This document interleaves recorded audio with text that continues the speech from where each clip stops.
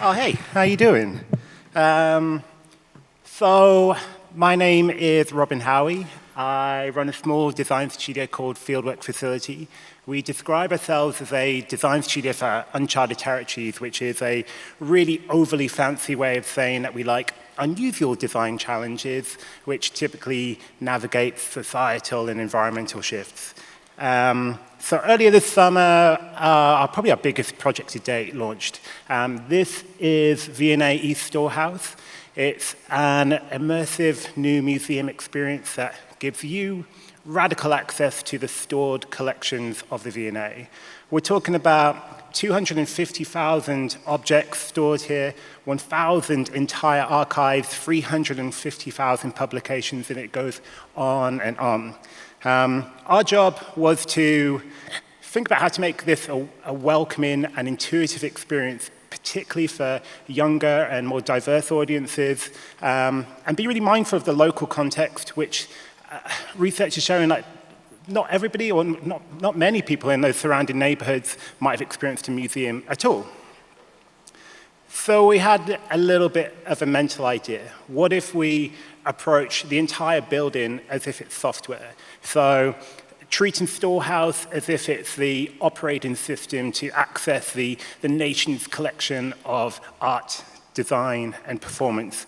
And how can our wayfinding help you search and discover this environment? And can we help people decode what's happening in this kind of working museum environment and maybe even occasionally hack what's happening there too? So imagine you just opened up an app for the first time.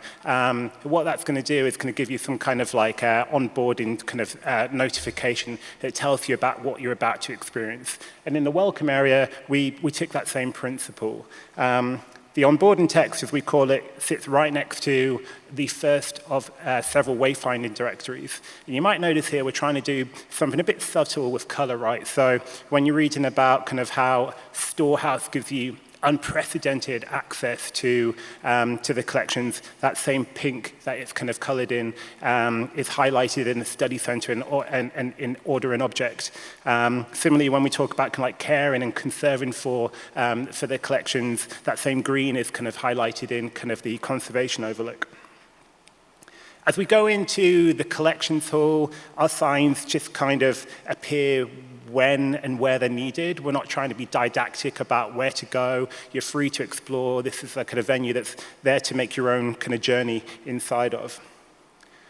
One thing we're really mindful of and kind of try and always bring to the project is that we think about sustainability really deeply at Fieldwork Facility, and this time we were kind of met with like a bigger challenge. So the V&A gave us a carbon goal to reach, or to come under rather than to reach. That would be pretty bad to kind of go over the goal. But also they asked us to kind of take up circular design principles, thinking about kind of how the materiality can be, when a signage gets to its end of its life, how can everything be dismantled and materials to be recovered.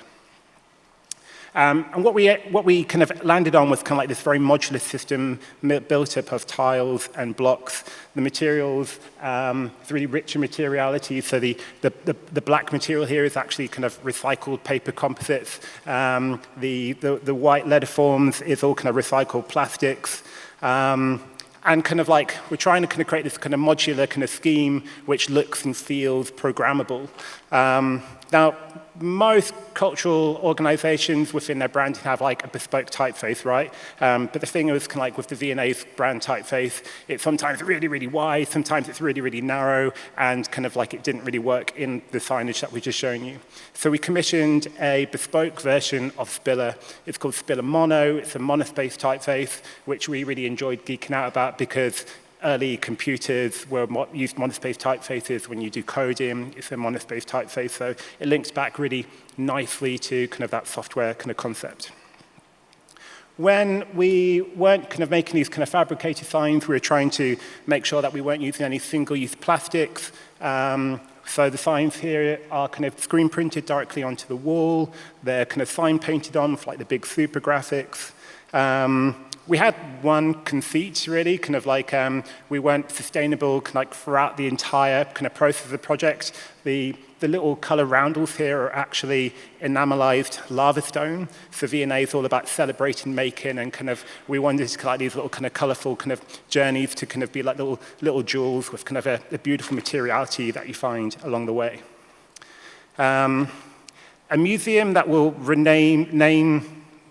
I won't name, that would be better, because I get in lots of trouble.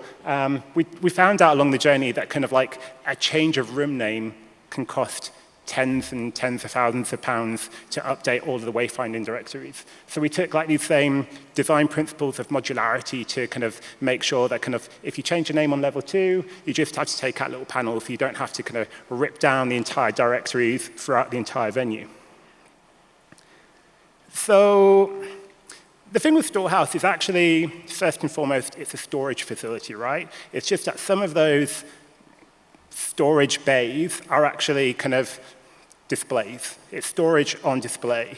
If you go to V&A, as in South Kensington, you'll see kind of interpretation everywhere, and that's kind of like a duty for the V&A to make information accessible about what's on display. The thing is kind of like, objects at Storehouse can move, and they do move. They can go taken on loan, it can go to conservation, need to be cared for. And at the same time, all of these shelves can kind of be moved up, can be down, different objects can come in. It's a completely agile environment, which meant that we had to invent all the locations for labels to live on. We call this the interpretation hardware.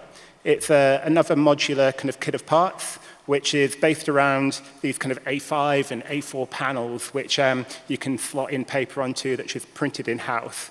And these easily attach onto the various shelves, onto crates, onto pallets, the adjustable pallet racking, and just kind of, they're really easy to dismantle, kind of put somewhere else. That was our little invention for how to handle the labeling.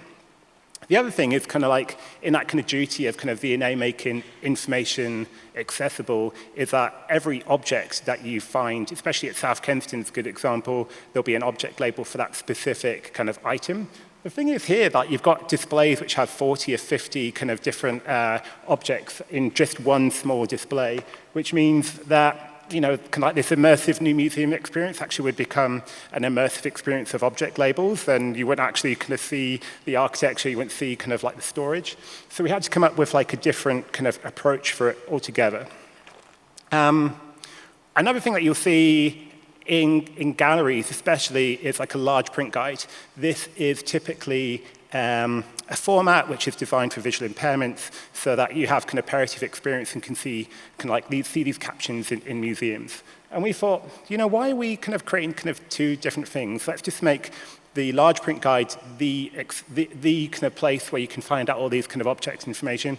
It just so happens to be the most accessible kind of method by default.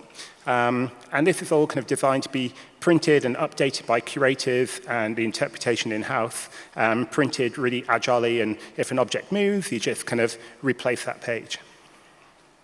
There are, at Storehouse, 5 large objects. No prizes for guessing what a large object is, but these are kind of architectural fragments. They're full interiors. My favorite one is kind of this. It's the Kaufman office designed by Frank Lloyd Wright. It's really stunning. It's an office for kind of like a titan of industry in Pittsburgh, all detailed in cypress plywood. It's absolutely astonishing, and it's like a little bit daunting that we had to design some massive piece of furniture thing next to it. The reason we designed this was the interpretation principles at V&A take polyphocality really seriously. So if you imagine an organization like as big as the V&A, it's typically what they have an institutional voice, right? It's kind of like what the curator says, and that is kind of the opinion. But we know that any object has thousands of interpretations, right? So we wanted to create space for dialogue, for participation, where different kind of folks can give their kind of opinions on what's on display, what should be on display, what shouldn't be on display. So to the right-hand side of this, obviously a place where you can kind of grab a sheet of paper, join in on the conversation. But to the right-hand side are these bookshelves, and the idea here is kind of like when a question kind of is changed over, we'll kind of bind up all of the responses and create a public archive of kind of what everybody's said. There's another smaller version of like these kind of visitor expression points, which is kind of much simpler. It's kind of based around kind of voting with a coin. And like, if you might have noticed, if you're being a bit eagle-eyed, there's pluses everywhere in this scheme. And the reason is that like the V&A East branding is kind of all revolved around a plus mark. I think it's a bit of a play on, you know, the classic V&A logo's got the ampersand between the V and the A, but at East they're using a plus. And we've kind of co-opted this to be a mark around polyvocality. So in those little rubber stamps to say +1, using the internet language of I agree. So kind of a nice tool in the polyvocality front. The last thing I want to kind of tell you about is, this isn't our invention, but I think it's absolutely incredible. There's a new service at Storehouse called Order an Object, which is essentially you can order online 4 or 5 objects, and you don't need any accreditation. Kind of like, you don't need to be studying a doctorate in kind of some obscure kind of design or art kind of paraphernalia. Just being curious is kind of like all the accreditation that you need. And I'm legit going to get in lots of trouble for this, but my advice to you is if you're going to order an object, make sure you order something big, because it's safer to take you to the object than bring a large object to kind of one of the study rooms, which means that you get to go behind the scenes, like the real behind the scenes. And I promise you, well, I feel like Indiana Jones in like a Christopher Nolan movie every time. It's insane. Like, we did all the back of house wayfinding here too. And it's just, Storehouse, I would say this even if we weren't involved, right? Storehouse is an absolute gem, and I really hope that you will all take the opportunity to go soon and order really massive objects. That's it. Thank you much.